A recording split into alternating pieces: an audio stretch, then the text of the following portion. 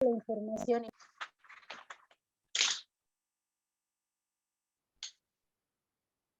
en educación. El máster Tecnologías de la Información y la Comunicación en Educación. Actualmente es candidata a doctora en Pedagogía por la Universidad Nacional Autónoma de México y actualmente está concluyendo su tesis doctoral con la doctora Julieta Valentina García Méndez. Ella labora en la Benemérita y Centenaria Escuela Normal del Estado de San Luis Potosí como catedrática del área de posgrado y en el Centro de Idiomas de San Luis Potosí como profesora de inglés. Bueno, yo los dejo con Karen Duarte. Adelante, Karen. Rosario, ¿me puedes apoyar nada más en ir cambiando diapositivas? Claro, sí. Un momentito. Muchas gracias. Gracias.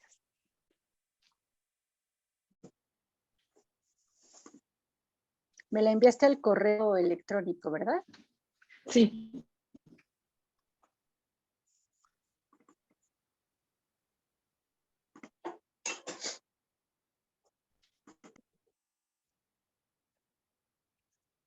Gracias. Ya estoy, se está cargando. Gracias, Rosario.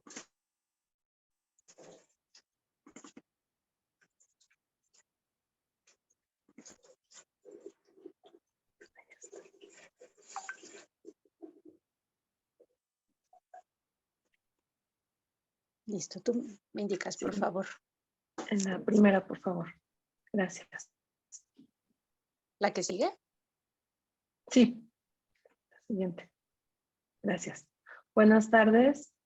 Bueno, mi nombre es Karen Astrid Duarte Hidalgo y a continuación les voy a compartir lo que he trabajado durante varios años con la doctora Julieta Valentina García Méndez, quien es mi tutora de tesis. Y bueno, hemos trabajado lo que es el concepto de felicidad, muy de la mano con lo que ella trabaja, que es la biocorporalidad. Bueno, aquí el trabajo aborda una investigación rigurosa respecto al concepto de felicidad, qué es, cómo se origina, lo experimentado, se puede percibir, dónde se expresa. ¿Existe alguna fórmula para ser y estar feliz? ¿Cuáles son los planos de felicidad que existen? Estas y algunas otras preguntas han surgido durante estos años de formación en el posgrado, a las cuales se ha dado respuesta gracias al proceso sistemático de dicho estudio. Se parte de la visión y experiencia del autor, reconociendo así que con la felicidad es la razón que la existencia de los seres humanos. Siguiente, por favor.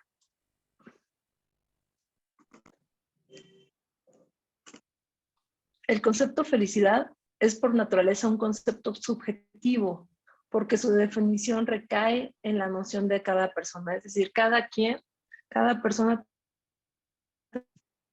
tenemos un concepto definido sobre felicidad. Aunque este concepto, cuando lo preguntas así a las personas, muchas veces no saben definirlo. Entonces nosotros lo que estamos buscando, construyendo, lo que construimos es un concepto de felicidad. El pensamiento de una persona a otra varía considerablemente y se enriquece conforme a lo que va experimentando. El concepto en cuestión ha sido una preocupación del pensum humano, pues en el transcurrir de diferentes épocas la felicidad se ha hecho presente. Recordemos a los grandes filósofos de Grecia, quienes reconocían a la felicidad como una máxima en la vida. Discurrían y dialogaban en torno a aquello que le era primordial al hombre. Siguiente, por favor.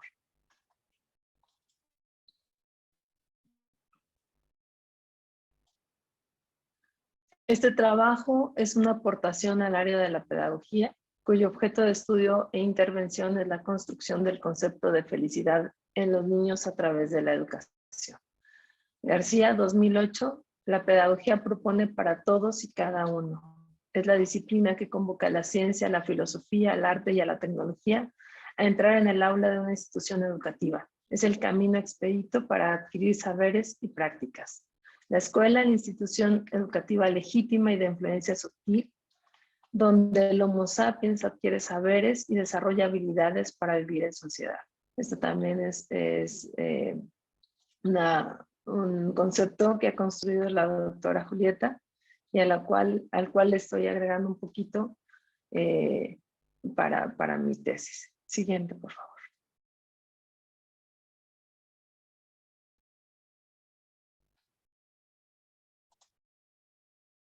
La pedagogía no está sola, se apoya de otras disciplinas, conformando así un trabajo multidisciplinar en el cual se vinculan diversas disciplinas como la filosofía, la didáctica, la sociología, la psicología y la pedagogía. Se fusionan con el propósito de intervenir para crear conocimiento y este impacte así en el bienestar del ser humano, de todos y de cada uno de los seres humanos existentes. Siguiente.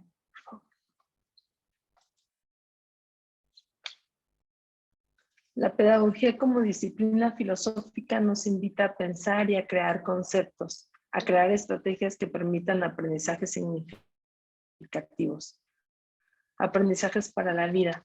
La pedagogía presente en la escuela nos permite crear un espacio de interacción donde aprendamos de la biocorporalidad a cuidarnos y a cuidar también del otro. Aquí les comento que en mi formación pedagógica, pues les comparto que he estado durante 17 años como maestra frente a grupo en educación primaria. Entonces es desde allí donde pues vislumbré lo que podía hacer, porque la escuela como institución de influencia sutil permea y llega permea hasta la casa. Yo, obviamente, en este tiempo de formación en el posgrado, me he percatado de cómo al trabajar con los estudiantes, al intervenir con ellos como maestra de grupo, pues hubo momentos donde llegaban los papás un poco molestos. Hubo una situación donde trabajábamos, o sea, trabajamos de qué era lo que consumíamos. Entonces llegó el punto donde los chicos de sexto grado decían, maestra, pues nosotros a la hora de la comida consumimos Coca-Cola. Y les pregunté a los niños así rápidamente, les dije, ¿quién consume sus alimentos, ¿no? En compañía de una Coca-Cola? Y pues varios levantaron la mano. En eso sí me sorprendí. Sin embargo, bueno, son cifras que ya conocemos. La mayoría del grupo, casi yo creo que el 90%, pues era algo común del día a día consumir Coca-Cola. Y entonces, el hecho de que su hija pues ya no quería tomar coca y les estaba solicitando a toda la familia pues que dejaran este producto, que ya no iban a tomar eso, que era mejor tomar agua simple, agua natural. Y la mamá llegaba y me decía, maestra, es que pues ya no quiero, pero también lo quiere hacer con toda la familia. Y entonces dije, bueno, claro, le empecé a explicarle a la madre de familia. Sin embargo, pues bueno, ella llegó molesta, ya después que platicamos lo entendió y dijo, pues es que para mí es muy difícil algo que hemos estado consumiendo toda la vida o gran parte de mi vida y dejarlo así, como que cortarlo. Pues yo le dije a mi hija que poco a poco lo íbamos a ir dejando. Salud, ¿no? Y ahí fue donde dije, aquí está la pedagogía. Aquí en esta parte está de la pedagogía donde mi alumna, Samantha, se llama, Samantha ya estaba impregnando, está influyendo de manera sutil o de manera más fuerte, más dura, más severa con su familia. Siguiente, por favor.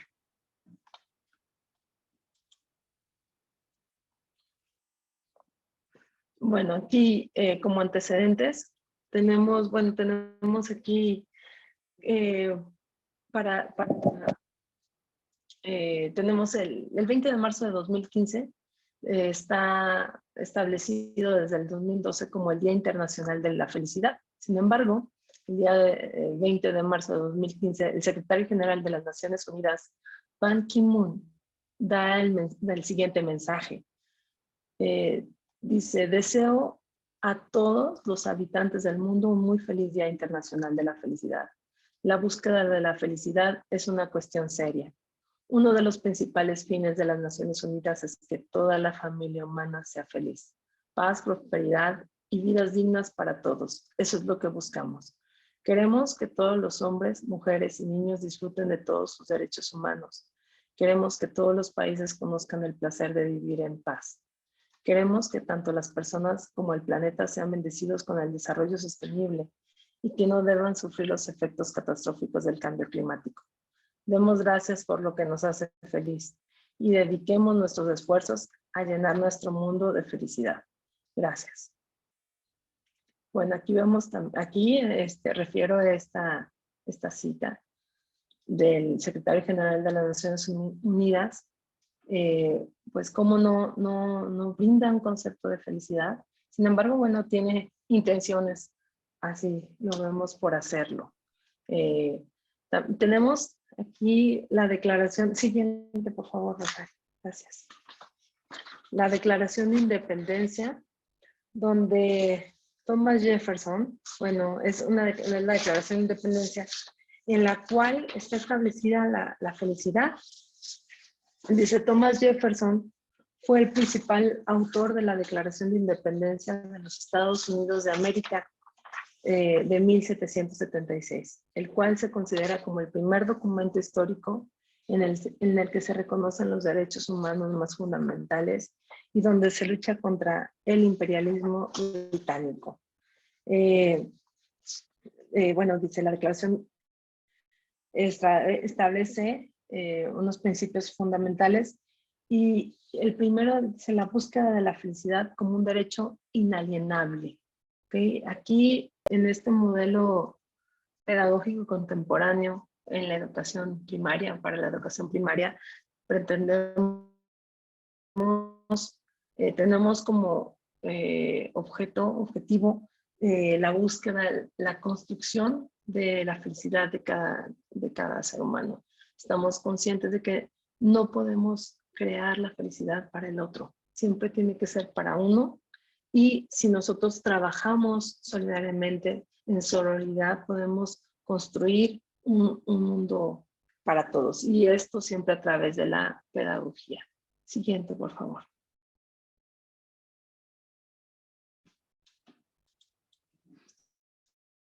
Aquí también tenemos, bueno, una película. Hemos hecho una investigación, pues, en todo sentido, igual con canciones. Tenemos la película En Busca de la Felicidad, donde por ahí el protagonista le comenta a su hijo lo mismo en la Declaración de Independencia le comenta en la película la Declaración de Independencia de los Estados Unidos. Hicimos también una búsqueda sobre canciones y cómo estas canciones pues sentimentalizan, hacen alusión siempre a los sentimientos, pues de alegría, de amor, de tristeza, de decepción, de melancolía, de nostalgia. Siguiente, por favor. Gracias.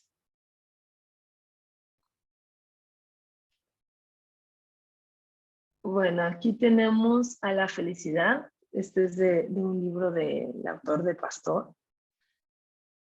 Es un libro que hace alusión a la iconología. Dice aquí: los iconologistas dan diversos atributos a la felicidad, relativamente a los diversos aspectos bajo los cuales se les considera. Podemos distinguir tres. La primera es la felicidad propiamente dicha. Esta se pinta bajo la figura de una reina, teniendo una corona de diamantes detrás de la cabeza, sobre la cual un genio tiene suspendidas coronas de flores y de frutos. Aparece un sol, sí, por ahí se alcanza a vislumbrar. Aparece un sol, emblema de la verdadera felicidad, que no puede estar fundada sino en la sabiduría. Cerca de la figura hay un cuerno de la abundancia y en la mano izquierda tiene la felicidad, palmas, flores y ramas de laurel. Siguiente, por favor. Allí tenemos al lado, bueno, ahorita lo vamos a la felicidad eterna y a la felicidad pasajera. Tenemos la felicidad eterna y se la representa por una mujer resplandeciente de luz, coronada de laureles, sentada sobre un globo sembrado de estrellas, teniendo en la mano derecha una palma y en la izquierda una flama. Está desnuda para denotar el desprecio que hace de las vanidades mundanales. La palma es el símbolo de las victorias que ha alcanzado y la flama el del amor divino. Siguiente, por favor.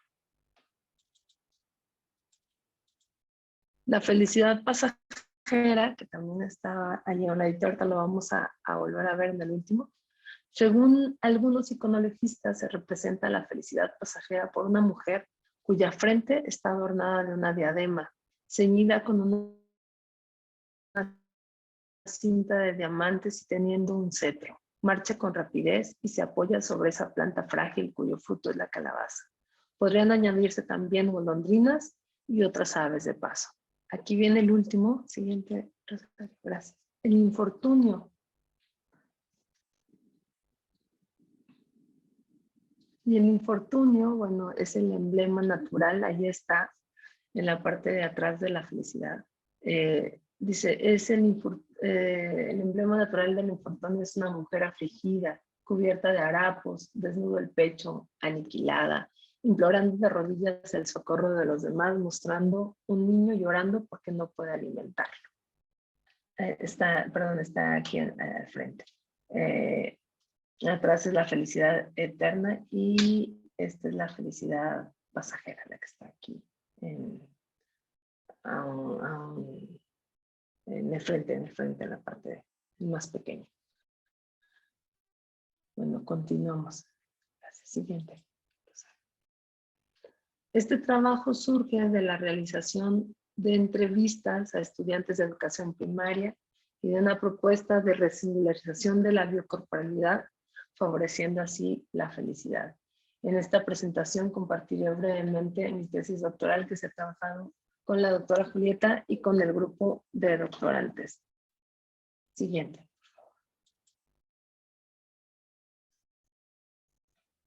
Les presento aquí el método de investigación.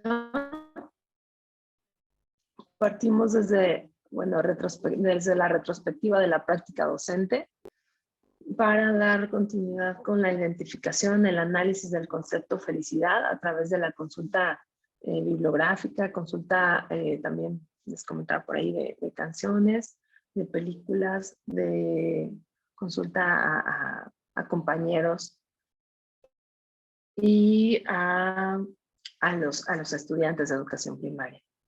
Se seleccionan los sujetos de la investigación, a quienes favorecerá el modelo pedagógico contemporáneo. Posteriormente tenemos la elección del paradigma, el método y la técnica, la elaboración y aplicación del instrumento de investigación, la recolección de datos, el análisis de los resultados, la presentación de los hallazgos y la construcción del modelo pedagógico contemporáneo en educación primaria. Ahorita me encuentro terminando el último capítulo de mi tesis doctoral y es este capítulo en donde está ya pues refiriéndose totalmente a lo que es la biocorporalidad de la mano de la felicidad, del concepto felicidad. Siguiente, por favor. Gracias, Evelyn. Quedan, perdón, Karen, 3 minutos, por favor. Ok, los sujetos informantes de esta investigación fueron estudiantes de educación primaria, de la escuela donde trabajé. La escuela es la Escuela Primo Feliciano Velázquez, con alumnos de cuarto, quinto y sexto grado. Siguiente, por favor. El núcleo problemático es ¿qué es la felicidad? Si existe realmente la felicidad, Felicidad para unos cuantos o para todos. ¿Cómo se vincula el concepto de biocorporalidad y felicidad? ¿Cómo educar a estudiantes de educación primaria en la búsqueda, construcción y sostenimiento de su felicidad? Siguiente, Rosario, por favor. Gracias. Las preguntas de investigación, bueno, es a partir del marco teórico revisado, ¿qué es la felicidad? ¿Cuáles son los propulsores de la felicidad? ¿Cuáles son los planos en que se imbrica la felicidad? ¿En qué consisten las estrategias implementadas para que los estudiantes de educación primaria desarrollen, comprendan y apliquen el concepto de felicidad? ¿Cómo intervenir para que los alumnos construyan una perspectiva de vida con un futuro en el que se incluya la felicidad? Siguiente, por favor. Gracias.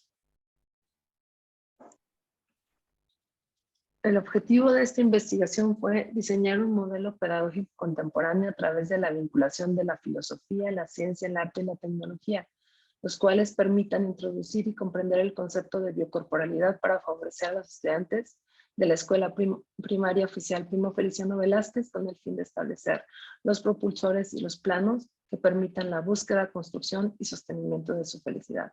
Siguiente, por favor. Bueno, se realiza esta investigación desde el paradigma sociocrítico y con una investigación de tipo cualitativo. Siguiente, siguiente, por favor. La técnica para recabar información, bueno, fue la encuesta y la entrevista. La encuesta bajo el instrumento de cuestionario y con preguntas abiertas, y la entrevista bajo un guión de entrevistas semiestructurado. Siguiente. Aquí les comparto esta diapositiva. Les comparto, bueno, una cita de Darren McMahon, una historia de la felicidad. Dice, ¿cuál es el momento más feliz que has vivido? Estas son respuestas de los niños, de los sujetos de información, los sujetos de investigación. Siguiente, por favor.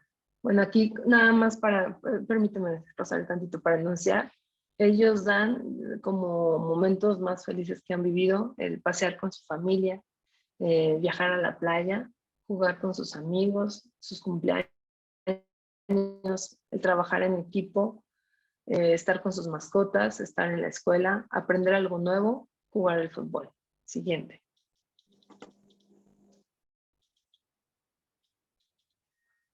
Bueno, aquí los principios de la investigación. Tenemos, bueno, no, siguiente, dos más. Hasta llegar al entorno del modelo pedagógico, que son dos más, Rosario. Ahí. El entorno del modelo pedagógico contemporáneo para la educación primaria, bueno, partimos desde la utopía, con los legitimadores de la pedagogía, que es la filosofía, la ciencia, el arte y la tecnología, para trabajar lo que es la biocorporalidad, resingularizar el concepto de biocorporalidad y influir desde la educación primaria y así ir construyendo su felicidad. Yo creo que cuando los niños conocen y se cuidan, cuando conocen pueden cuidar así su biocorporalidad. Siguiente, por favor. Bueno, el desarrollo aquí del modelo pedagógico contemporáneo para la educación primaria, pues tenemos aquí desde el proceso de enseñanza, aprendizaje y comunicación. La anterior, Rosario, por favor. ¿En serio? ¿Esta? Sí. La del desarrollo, esa, gracias. Tenemos el proceso de enseñanza, aprendizaje y comunicación. Desde ahí la resingularización, porque de verdad que lo tenemos muy en el currículum de educación primaria, los libros vienen así, separado, cuerpo y mente, y entonces desde allí trabajar la biocorporalidad para que los niños de educación primaria puedan continuar con el concepto, teniendo así la experiencia, sus procesos cognitivos, y bueno, allí con la felicidad como siguiente paso, no como final, sino en este proceso continuo, y la transformación y bienestar para todos, trabajando con la utopía y con ellos la filosofía, la ciencia, el arte y la tecnología. Siguiente, por favor. Bueno, esto sí, sí me gustaría. No, siguiente, por favor, todavía un poquito más. Bueno, trabajamos desde Sócrates, Platón, Aristóteles, la que sigue, por favor. Sí, la que sigue. Y donde dice planos, la 32. Ya para terminar con este. Sí.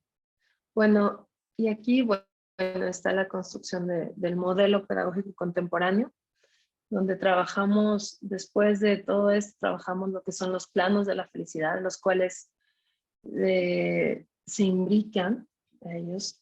Estos planos están tejidos, son planos que nosotros como seres humanos están en nuestra biocorporalidad y tenemos, bueno, desde lo sentimental, el teleológico, laboral, profesional, familiar, académico, cultural, biocorporal, pedagógico, eh, económico, artístico, espiritual, voluptuoso, didáctico, tópico, científico, académico, axiológico, lo político, erótico, ahí está, ahí fue el cambio de letra. Y estos planos, cuando no, veámoslo así, como unas líneas, que van tensados y que se trabajan en esto, o sea, lo llevamos en nuestra vida. Hay momentos en donde a unos, y aquí es para explicar, la vida no es lineal, eh, y nuestra biocorporalidad también lleva todo esto. Entonces hay momentos donde le podemos dar un poco más peso a unos que a otros, sin embargo, nunca los olvidamos, siempre van allí entretejidos con nosotros. Bueno, estoy terminando mi tesis y bueno, lo que tenemos por ahí como felicidad es una construcción, es un complejo sentimental, la felicidad, que el ser humano va construyendo para sí. Gracias. Muchas gracias por esta... Gracias, Rosario. Karen. Muchas gracias, Rosario. Tenemos todavía 3 minutos para que podamos, o sea, no sé si alguien tiene preguntas, comentarios al respecto de la ponencia. Yo tengo comentarios más que para que se contesten ahorita, que queden como reflexión, ¿no? Sé que una tesis doctoral no se puede resumir así tan rápido, pero me parece que tendrías que poner el concepto de felicidad que tú construyes a partir de todo lo que revisas, ¿no? También te preguntaría qué papel tiene la ética con esta felicidad y qué es lo que da sentido y tensa a los planos de felicidad que presentas, ¿no? O sea, hay muchísimas cosas porque creo que la felicidad es uno de los conceptos más ideologizados que hay, ¿no? Cuando yo veo a parejas que se comprometen o se casan, te prometo hacerte eternamente feliz. Y pues está difícil, ¿no? Entonces creo que ahí seguramente lo tienes, pero ¿cuál es el constructo conceptual que tú haces pues, de este concepto principal a partir de toda la revisión que has hecho, ¿no? Y sobre todo también seguramente tienes referentes propios o referentes del contexto en el que vivimos, más allá de la Constitución de Estados Unidos, aunque diga que va a promover la libertad, creo que es un referente muy delicado, porque si algo ha promovido los Estados Unidos es una distorsión en lo que es la felicidad, ¿no? Porque la felicidad la vinculaban con el consumo. Quien más consume, quien más tiene acceso al crédito, quien más hace guerras, etcétera, como que está distorsionado. Pudo haber sido una buena intención, pero me parece que puede no ser un referente tan claro de efectivamente qué es la felicidad, ¿no? También a lo mejor el modelo cuál es, y estás manejando infortunio como un opuesto dialéctico a la felicidad, es lo que entiendo ahí, ¿no? ¿Y qué más? Pues sí, hay mucha ideologización, la Coca-Cola, y Levi Strauss lo trabaja como pues se hizo una imagen simbólica de cómo eso era como símbolo de felicidad, de unión familiar, de compartir y usó la manipulación psicoafectiva como un distorsionante de lo que realmente es la felicidad. Entonces, bueno, pues te felicito porque es un tema muy importante para la pedagogía contemporánea. Nosotras sí consideramos que la salud es el máximo estado de la felicidad. Y también habría que ahí pensarlo y desarrollar por ahí, ¿no? Sí, No sé, alguien más, creo que pues es un tema muy así. polémico y muy interesante.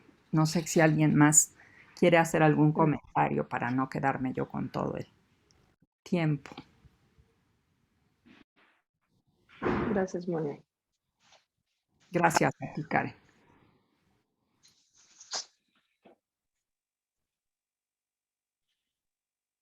Bien, me parece que no. Entonces, muchas Bueno, gracias, Karen, por esta ponencia. ¿Alguien habló? ¿No, verdad? yo nada más para bueno, tantito comentar con Moni y con los presentes. Pues sí, la felicidad la estoy trabajando como una construcción sentimental, un complejo sentimental que el ser humano promueve para sí. O sea, la felicidad no es como esa meta que voy a alcanzar, sino es un proceso que se va trabajando en el día a día, en el diario acontecer. Y claro, sí, aquí estoy considerando la salud, por eso también estoy refiriendo a la doctora Julieta Valentina y aquí como parte de la biocorporalidad, o la biocorporalidad como un concepto central y elemental para llegar, no es, o sea, la felicidad es eso, no es un punto de llegada, sino es un punto que va trabajándose en el día a día, en este proceso de, de construcción. Eh, y, y, y viendo esta biocorporalidad, que es esta parte del modelo, Moni, cómo esta biocorporalidad, cuando nosotros, como ustedes bien lo dicen, nos informamos, nos conocemos, sabemos nuestras necesidades, podemos entendernos y entonces solventar lo que estamos sintiendo, ¿no? A esa parte voy. Bueno, agradezco mucho tus comentarios. Karen, te serviría mucho en tus planos de felicidad, qué tensa esos planos de felicidad, ¿no? Porque si no nos quedamos como fotografía en ese análisis de resultados que los niños piensan que felicidad es meter un gol o ir a, no sé, a un lugar o ver a una persona. Eso sí, por supuesto que también forma parte, pero no es fotografía, ¿no? Entonces, si tú puedes hacer un sistema, ¿qué es lo que tensa ese plano? Porque la salud, por supuesto, es uno, pero hay otros, ¿no? Creo que daría mucha, a lo mejor ya lo tienes ahí, nada más es cosa de especificarlo. Sí, doctor. Ok, está muy bien. Gracias, Moni. Gracias a ti, Karen. Sí, creo que esa felicidad puede estar tensada por un sistema de valores, pero claro, hay que identificar cuáles son los valores, creo, que la pueden estar tensando, porque Sí, porque recordemos que los valores no son a secas. Eso es muy importante y tiene que haber toda una resignificación de lo que es, de los conceptos y valores que tenemos ideologizados. Si seguimos pensando que la gula es comer en exceso, pues vamos a ser muy infelices, porque tenemos todo un sistema de valores que hay que reconfigurar. Si pensamos que la solidaridad es a secas, pues entonces voy a ser solidario con el violador o el pederasta y eso me va a dar felicidad, ¿no? Entonces, es un concepto muy sutil y muy importante que se trabaje con los niños, ¿no? Porque también, pues ahí hay un montón de cosas. La codependencia me puede dar una felicidad que está malentendida y puedo ser codependiente con el alcohólico, ¿no? Y voy a seguir buscando personas alcohólicas para relacionarme. No, hay muchísimas. Creo que es un concepto súper rico y que también es difícil cómo, dónde lo voy a delimitar y hasta dónde voy a llegar, pero que es importantísima su desideologización, porque yo no me puedo hacer cargo de la felicidad de los otros y eso no quiere decir que me voy a volver egoísta, ¿no? Entonces, Claro. pues creo que esto que marca Rosario también es muy importante. Ujú. Y pues da para muchísimo. Podemos luego hacer un Gracias. congreso de la felicidad también, ¿no? ¿Y cómo Claro se que sí. juega? Pues no existe Claro la que sí. felicidad total y completa porque el despliegue vital no es lineal.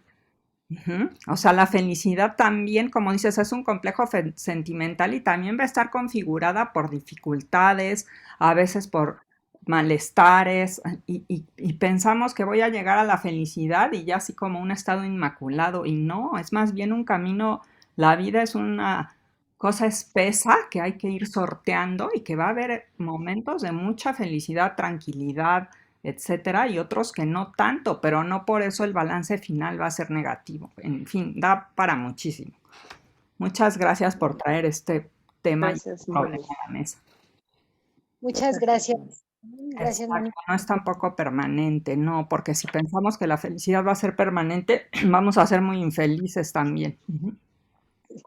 Gracias.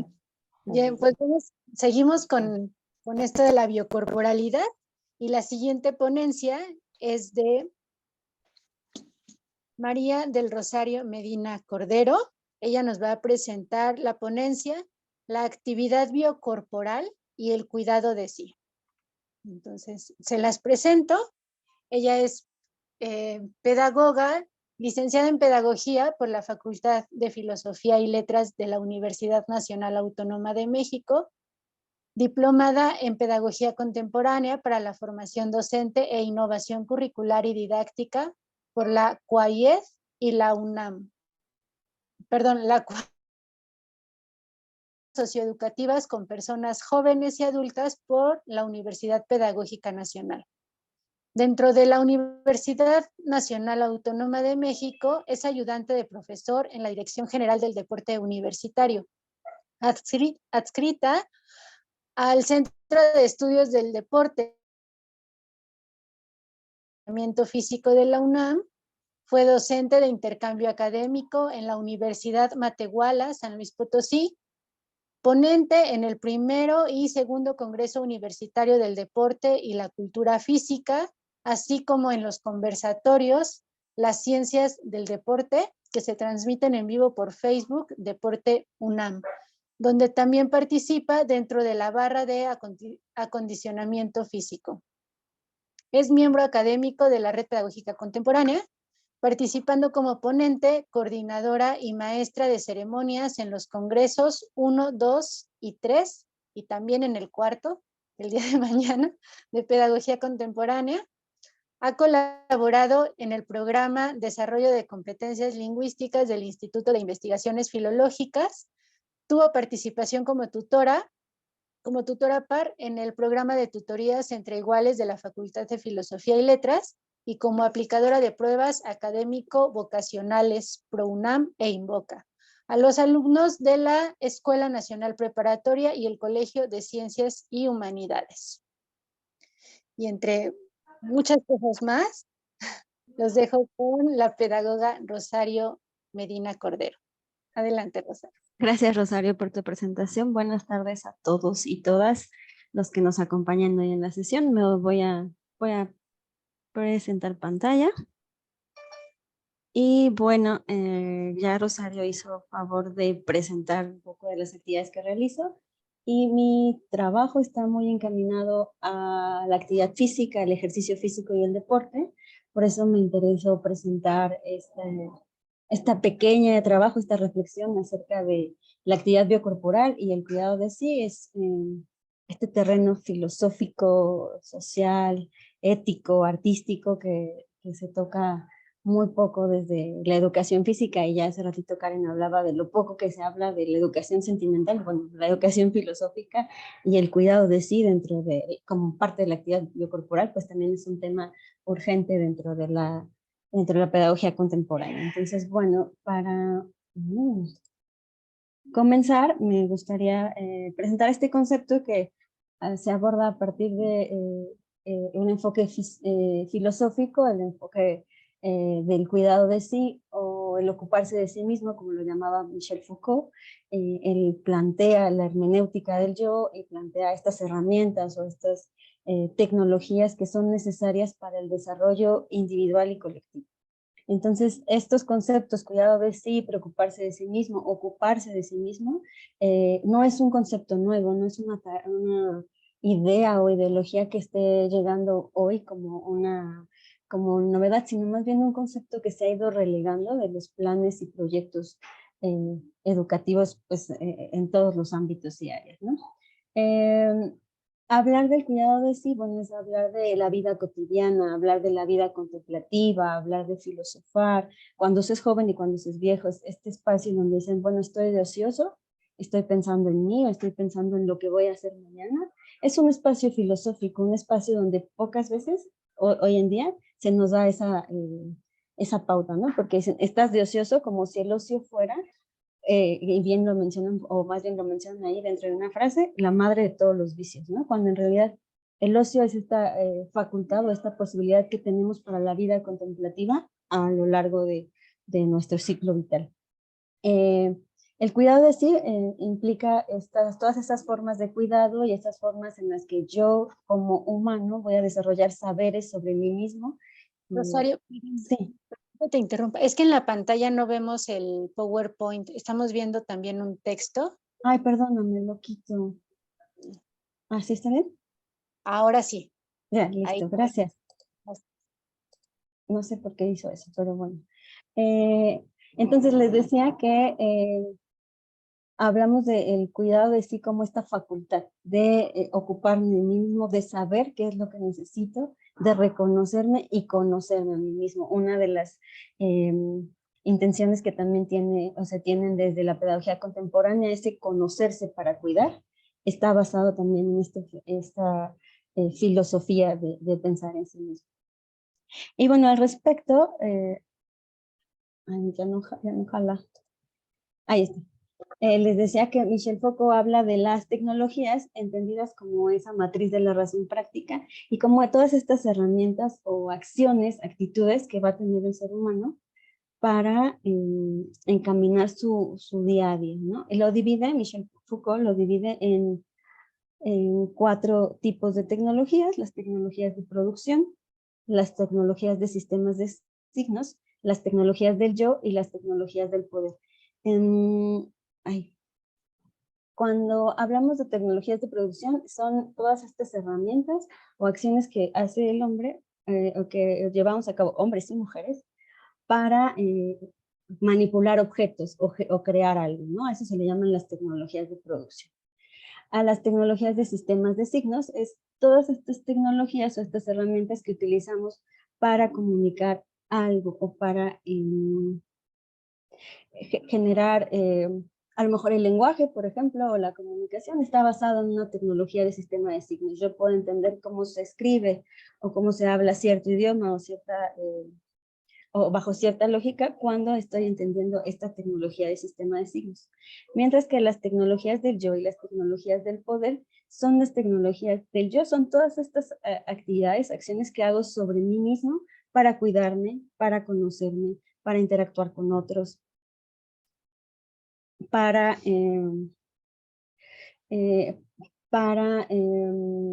construir saberes sobre mí mismo.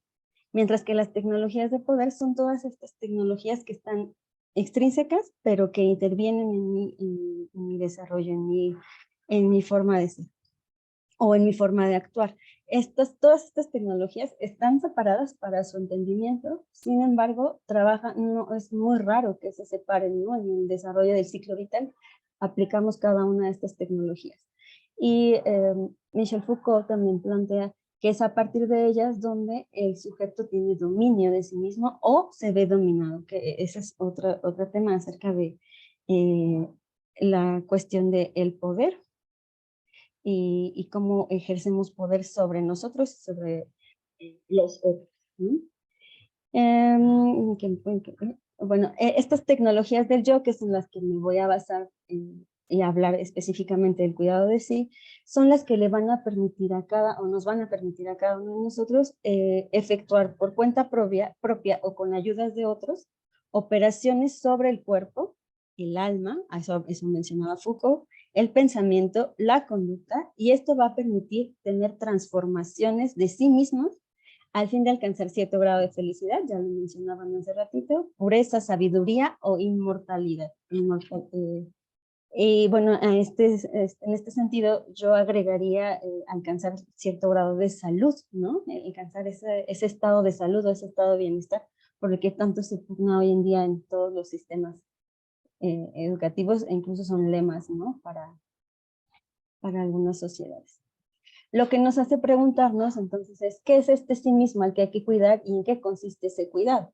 Les decía, mi práctica o mi acercamiento con la parte de la cultura física y el deporte me hace pensar que una de las rutas que podemos tomar para este autocuidado, este conocernos a sí mismos o ocuparnos de nosotros mismos, tiene que ver con la relación que tenemos con el cuerpo, ese territorio que habitamos, y ese cuerpo que interactúa con otros, ¿no? Cómo lo alimentamos, cómo lo vestimos, qué sentimientos y qué emociones están ahí, qué se moviliza dentro de ese cuerpo, qué necesidades estamos cubriendo y si esas necesidades están en armonía con nuestros deseos, ¿no? Sí, pero para lograr este cuidado de sí, ese cuidado de la biocorporalidad, es necesario conocer. Y la dificultad mayor viene en ese conocimiento. ¿Qué herramientas tenemos para entender ese cuidado? Y todavía un poquito más atrás, ¿qué es ese mismo que hay que cuidar? ¿No? Ese sí mismo. ¿En dónde nos han enseñado qué es ese sí mismo? Y cómo lo estamos cuidando, cómo lo estamos protegiendo.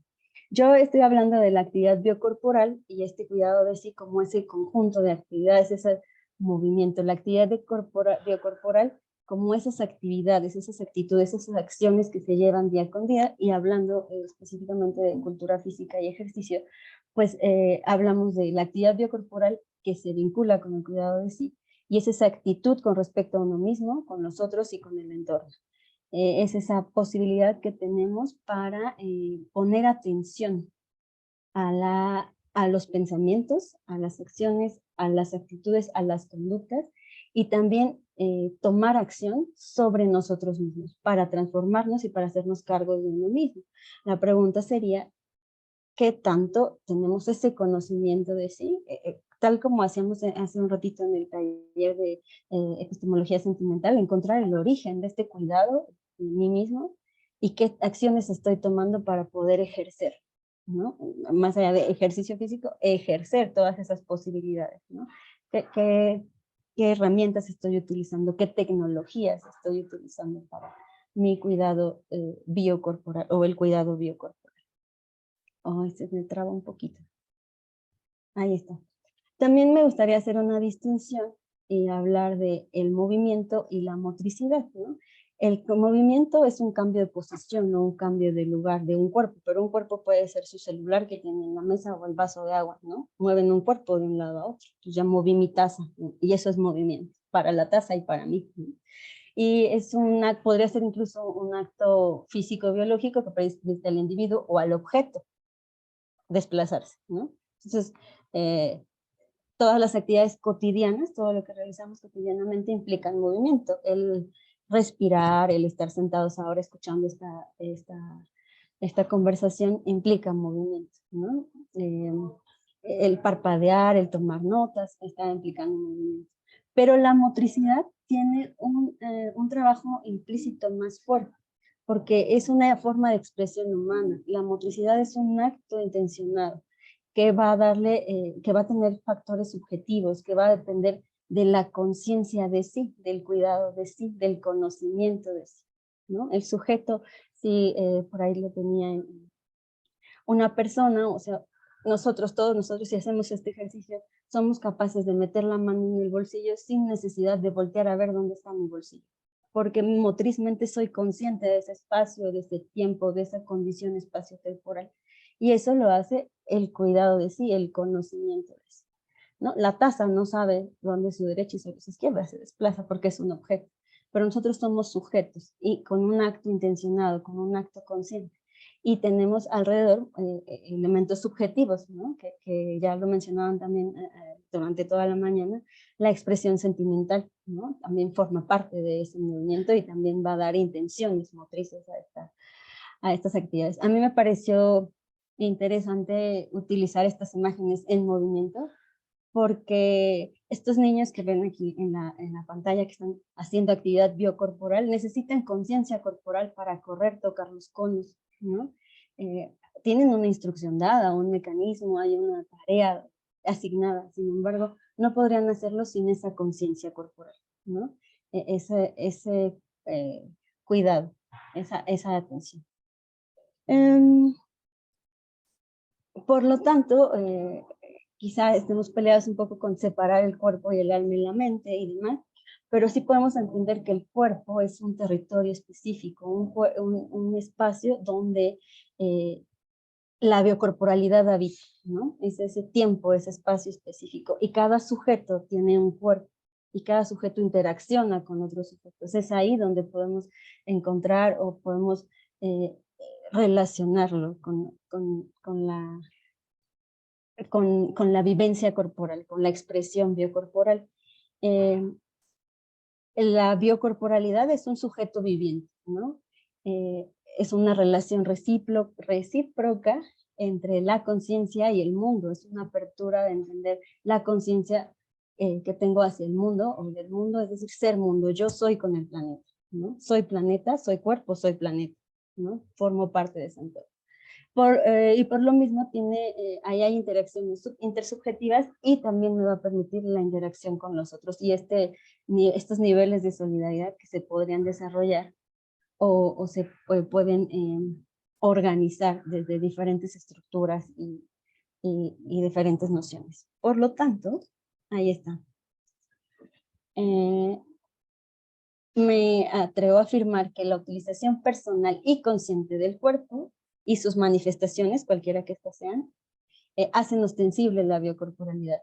El movimiento corporal, el cuidado de sí, va a permitir que la biocorporalidad sea extendida. Yo no podría preocuparme por otros si antes no puedo entender mi biocorporalidad o la biocorporalidad y los espacios en los que estoy habitando. De alguna manera estas niñas que vemos aquí en la imagen están haciendo un trabajo coordinado, ¿no? Entre botar el balón y mover los aros, y lo están haciendo a un ritmo similar, ¿no? Este trabajo es una actividad biocorporal con conciencia de sí y con conocimiento de sí, ¿no? Y cada sujeto va a irlo desarrollando. La duda ahora o la problemática vendría en cómo logramos que estos saberes se den en las etapas iniciales de la vida, cómo poder plantear herramientas o plantear actividades donde los sujetos sean capaces de encontrar o conocer estas posibilidades corporales y alcances biocorporales, ¿no? Eso es quizá la pregunta principal. Y quizá también ya para cerrar, toca preguntarnos, esta pregunta la hace Michel Foucault en su libro Tecnologías del Yo, y yo se las quiero hacer extensiva porque yo me pregunté exactamente lo mismo cuando empecé a revisar este texto, y decía, ¿qué es lo que uno es capaz de saber sobre sí mismo para para desear renunciar a algo?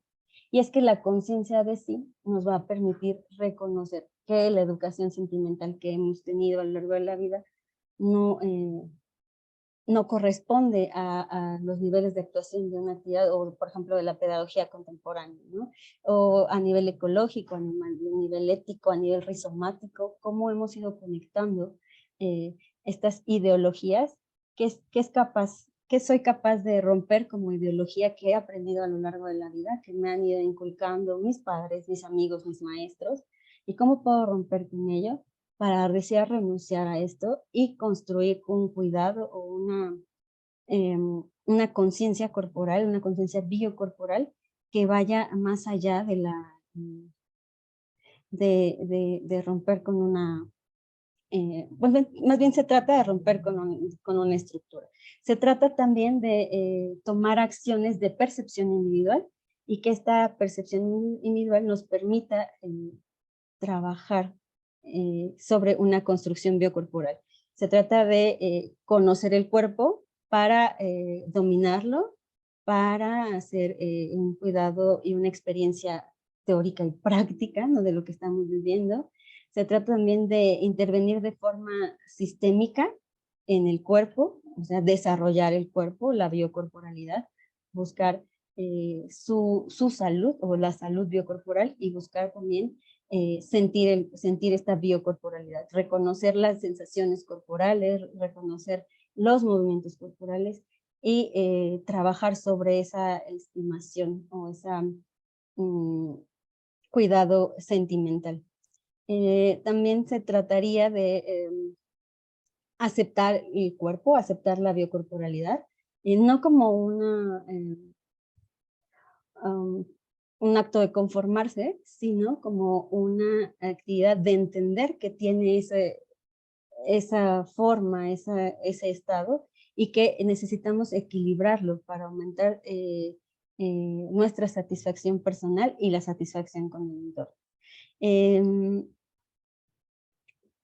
Bueno, esta pregunta también nos lleva a hacer una reflexión acerca de los actos que tenemos y las consecuencias que tienen estos, ¿no? En torno a lo que hacemos para cuidarnos o para no cuidarnos. Hablando justamente de la biocorporalidad, qué música escuchamos, qué ropa utilizamos, cómo expresamos nuestras emociones, si nos ejercitamos o no, si tomamos agua y dormimos puntualmente nuestras 8 horas al día.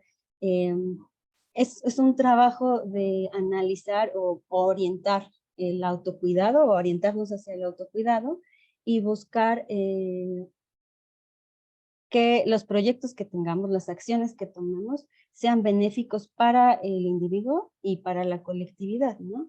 Este cuidado de sí nos va a permitir comprender la manera en cómo los sujetos se van organizando en la actividad biocorporal, sea cual sea que éste desarrollen, y cómo vamos a otorgar jerarquías a las actividades o experiencias que utilizamos, o que las experiencias de movimiento que tenemos dentro, de movimiento y de motricidad que tenemos a lo largo de la vida, ¿no?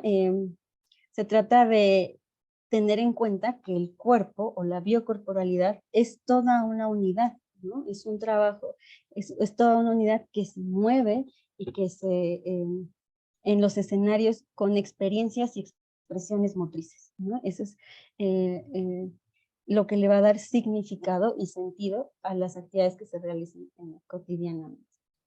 Y, a ver, pues ya, hasta ahí estamos. Muchísimas gracias.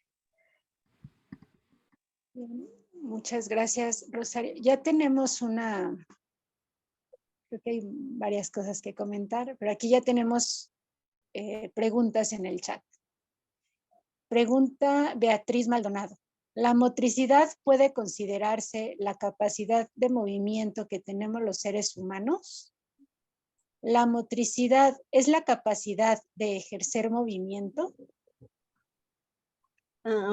Es que el movimiento no se ejerce, el movimiento está dado, ¿no?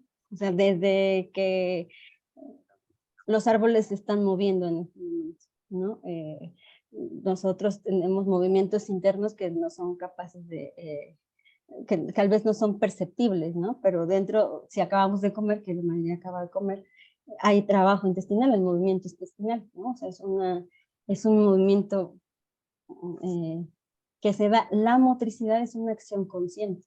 El sujeto puede llevar, o ustedes pueden llevar las manos a un balón, por ejemplo, para tocarlo, para manipularlo, o hablando, por ejemplo, de la robótica pedagógica, hay un trabajo motriz en armar estos estas piezas que en algún momento hicimos un circuito y empezamos a montar todas las piezas, hay trabajo motriz, hay actividad motriz que se hace de manera consciente, ¿no?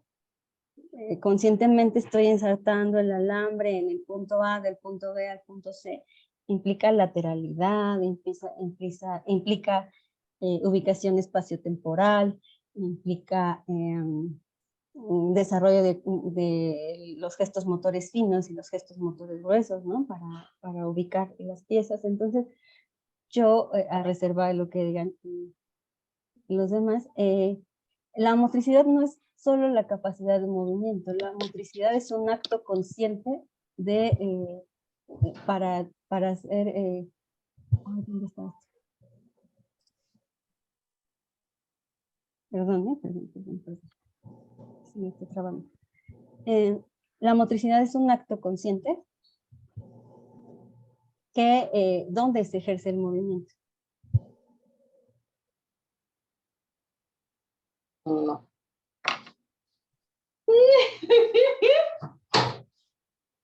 Alguien nos dice Beatriz.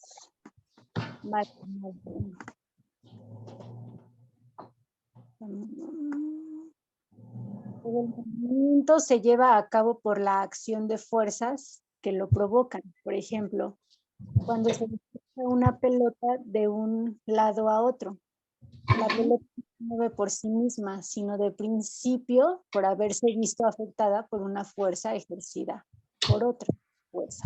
En este caso, el movimiento, somos como biocorporalidad, una de las necesidades como ley de vida es que somos automóviles de combustión interna, requerimos alimentarnos y es un proceso, como dice René Vargas, químico, donde los músculos es una poderosa máquina, y esto lo cita él, que es capaz de convertir energía química en energía mecánica. En el caso de los humanos, somos automóviles, tenemos esta capacidad de movernos y la corporalidad es la base material de la existencia viva, saludable y en movimiento, ¿no?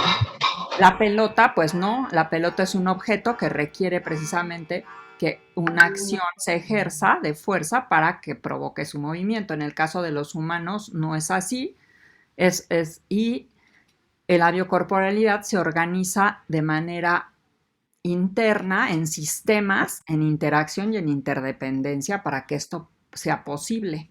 Y como dijimos en la mañana en la conferencia, son autoafirmativos, pero ninguno es suficiente, ¿no? Porque todos requieren de todos para poder movernos. Y bueno, no sé si alguien más, sino para yo hacer algunos comentarios. Pues bueno, leo el comentario de Karen y enseguida ¿Sí? Dice Karen Duarte, Rosario Medina, me gustó mucho el trabajo que está realizando. En mi tesis propongo que la cultura física debe trabajarse todos los días en la escuela primaria. Gracias. Adelante, Mónica. Gracias. Bueno, también felicitar a Rosario por tocar y abordar todo este tema tan importante de la cultura física. Y sí, efectivamente recuperamos a Foucault para el conocimiento y cuidado de sí. Él lo llama tecnologías del yo.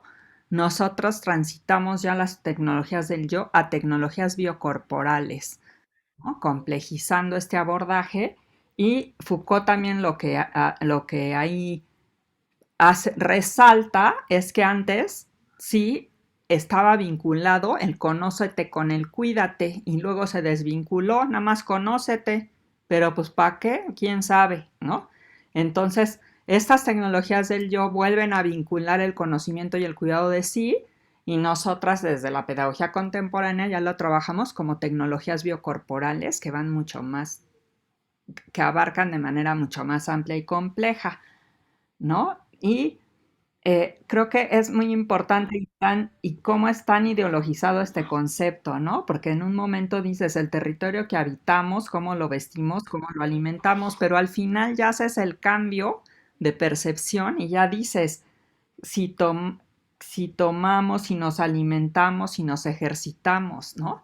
Entonces, el concepto es el primer momento para este cambio de percepción, pero cuando ya lo soltemos y ya ese concepto quede implícito, entonces ya es cuando digo, me conozco, me cuido y ya no hay una escisión entre es que tengo que alimentar a mi cuerpo, ¿no? Como si fuéramos dos cosas separadas. Es un proceso normal, pero al final lo lograste muy bien y dijiste si, hacer un análisis de si nos ejercitamos, si nos cuidamos, si nos alimentamos. Entonces ahí ya está ese tránsito en la percepción, ¿no? Por eso es conocernos para cuidarnos. Uh-huh.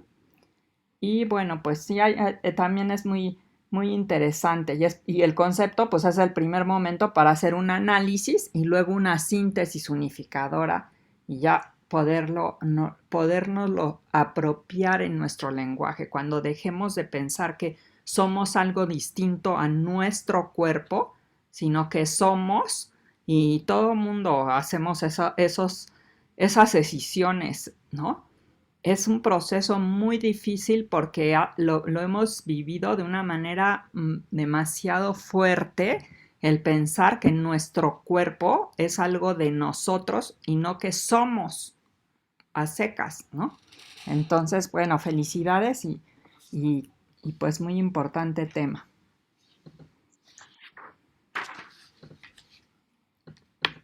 Gracias, Mónica. ¿Alguien tiene una intervención más? Sí, a mí me gustaría comentar que este tema de la cultura física, bueno, los que trabajamos dentro de la universidad es un tema incluso hasta tabú, ¿no? Cuidarse o cuidar, el cuidado corporal para la comunidad universitaria no es una prioridad, ¿no? Y el cuidado biocorporal, pues ni siquiera lo conocen. Entonces creo que esta propuesta que lanza Karen de trabajar la cultura física desde la escuela primaria, pues debe trabajarse a lo largo de la vida, porque necesitamos encontrar ese punto de anclaje, esa forma de transitar, de que tal como nos está costando o me está costando a mi trabajo hacer esta transformación o transitar de un concepto a otro, lograr que la sociedad en general, los grupos, tengan esa conciencia y esa pues búsqueda del autocuidado, ¿no? Esa conciencia de sí, porque no solo atañe al individuo, sino de manera colectiva. Si yo soy consciente de todo lo que implica la alimentación, puedo también llevarlo, extrapolarlo hacia otras personas y generar un cambio colectivo. Entonces, la cultura física no solo es el ejercicio, ¿no? O ejercitarse, la cultura física implica un nivel de concientización biocorporal de toda la sociedad a todos los niveles y en todas sus dimensiones. Ya, eso es lo que quería comentar. Gracias. Sí, recuperar la tercera tesis de Marx sobre Feuerbach. ¿Quién educa al que educa? Mientras no haya una formación rigurosa de entrenadores, de educadores físicos, que de verdad promuevan la resingularización, pues vamos a seguir repitiendo y repitiendo y repitiendo, ¿no? Y me tocó ir a la Universidad de Matehuala con René Vargas y Julieta, y los propios estudiantes que están cursando la carrera de educación física, ya ahí vemos problemas de obesidad, de falta de movimiento, de un montón de cosas que entonces es como este círculo que hay que ponerle a veces dinamita, a veces no tanta, pero romperlo para que fluya, ¿no? Y precisamente aquí me parece interesante hablar sobre la formación de profesores, ¿no? Porque si no hay profesores que sepan esto, ¿cómo lo enseñan a los demás? No hay manera de que pongan enseñas y les digan, mira, para empezar hay que conocernos, ¿no? Y si sumamos esto de el que no nos conocemos, porque a veces ni siquiera tenemos idea, la mínima idea de cómo funciona la biocorporalidad en complejidad, porque no sé, ¿no? O sea, en la escuela y en las instituciones nos sigue separando. Tu sistema respiratorio funciona aparte del digestivo. No tiene nada que ver, pero no, funcionamos de manera organizada y compleja. Entonces, En la escuela creo que sí es importante comenzar a hablar de esta complejidad, de cómo es que funciona la biocorporalidad, ¿no? Y bueno, pues para eso está la escuela, para enseñarnos a conocernos y entonces sí, poder cuidarnos. Y alguien escribe aquí en el chat. Karen, lo propongo desde esta etapa porque los estudiantes están en formación de hábitos y es más fácil seguir con ello. Sí, cuando hay un buen ambiente, pero también estamos en una cultura obesogénica, ¿no? Que decíamos en la mañana, y hay que ir en contra de esas ideologías. Luego, Beatriz Maldonado, incluso cómo entender la educación física en la escuela. Cambiar los programas que aborden más allá de actividades deportivas de manera frenética o de actividades desvinculadas de su conocimiento esencial de sus efectos en el organismo humano. Sí, ahí también cabe decir, todos tenemos experiencia de la escuela primaria y todos tenemos ejemplos de la educación física o el maestro de educación física, y nos aventaban el balón y el maestro se iba, ¿no? Al menos, por lo menos en un grado nos pasó. Entonces, pues más allá de las actividades que se propongan es que se lleven a cabo, ¿no? Que se lleven a cabo los programas, que el maestro también tenga esa conciencia, que podamos sobre todo hacer conciencia, porque los niños y los adultos, a la edad que tengamos, podemos hacernos conscientes de esas necesidades. Yo personalmente, yo empecé a hacer ejercicio hasta los 25, 26 años, ¿no? Porque antes de eso mis experiencias biocorporales con la pelota, con las actividades jamás, ¿no? Y fue por prácticas o por experiencias de educación física que no traían contigo como pues no eran experiencias gratificantes, ¿no? Y eso quizá también se tenga que trabajar desde la formación de los Así es. formadores. No se trata de exacerbar la contradicción, sino de hacer racional la intervención transformadora, ¿no? Y eso, como dice Rosario, pues se hace a partir de una formación docente lúcida, con ofertas académicas rigurosas. Por cierto, ¿a qué horas es la conferencia de René hoy? A las 5, ¿verdad?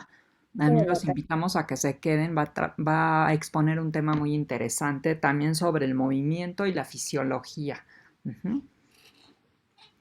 Bien. ¿Alguien más quisiera intervenir?